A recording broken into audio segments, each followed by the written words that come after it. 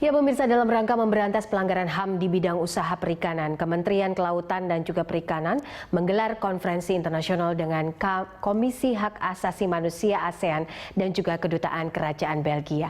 Untuk mengetahui bagaimana jalannya pertemuan itu, kita langsung saja bergabung dengan rekan saya, ada reporter Julita Talambanua dan juru kamera Muhammad Rinto langsung dari Kementerian Kelautan dan Perikanan. Ya Julita, apa saja yang menjadi fokus pembahasan dari pertemuan itu? Ya, Popi dan juga pemirsa, sejumlah yang dibahas dari pertemuan ataupun konferensi kali ini adalah terkait dengan sejumlah pelanggaran HAM yang ternyata masih ditemukan oleh Kementerian Kelautan dan Perikanan di perairan Indonesia. Jenis pelanggaran HAM-nya ini beragam, diantaranya penyelundupan manusia melalui laut, eksploitasi anak, kemudian pembayaran upah di bawah tingkat minimum. Dan dari hasil analisis dan evaluasi Kementerian KKP ini ada sekitar 160 dari sekitar 1.000 kapal ikan yang dibuat di luar negeri ini melakukan tindak pelanggaran HAM. Selain itu juga International Organization for Migration mencatat ribuan nelayan asing yang bekerja di kapal ikan ex-asing juga merupakan korban perdagangan manusia di perairan Indonesia.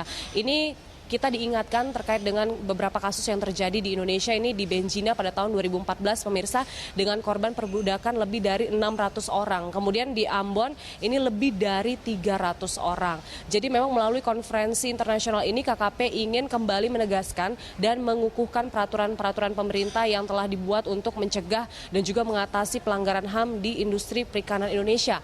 Konferensi ini juga didukung oleh Kedutaan Kerajaan Belgia, di mana tadi Duta Besar Patrick Herman menyebutkan Belgia sebagai salah satu negara yang juga memiliki industri perikanan yang cukup besar di dunia ini mendukung Indonesia untuk mengatasi sejumlah permasalahan HAM yang ada di Indonesia yang terjadi selama ini. Dan juga tujuannya adalah untuk tetap menjaga kerjasama dengan Indonesia terkait dengan peningkatan perekonomian di bidang kelautan dan juga perikanan.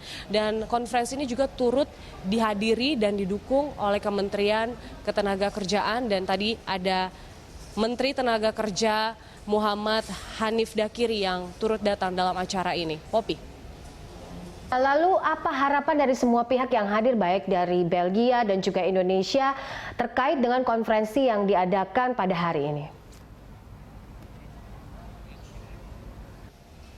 Ya, tentunya semua pihak ini mendukung Kementerian KKP dan juga Kementerian Ketenagakerjaan untuk dapat menegakkan peraturan-peraturan yang telah berlaku sejak beberapa tahun lalu. Ini sejak tahun 2015 sudah ada peraturan menteri, dan juga yang terbaru adalah peraturan nomor 2 tahun 2017 ini yang menjadi peraturan pertama di Indonesia yang mendorong pelaksanaan penghormatan hak asasi manusia yang diatur dalam United Nations Guiding Principles on Business and Human Rights. Kemudian juga yang sudah kita ketahui bekerja sejak tahun 2015 yakni Satgas 115 yang dibentuk oleh Kementerian Kelautan dan Perikanan yang ini secara langsung mengawasi penangkapan ikan secara ilegal di perairan Indonesia. Dan berikut pernyataan dari Menteri KKP Susi Puji Astuti.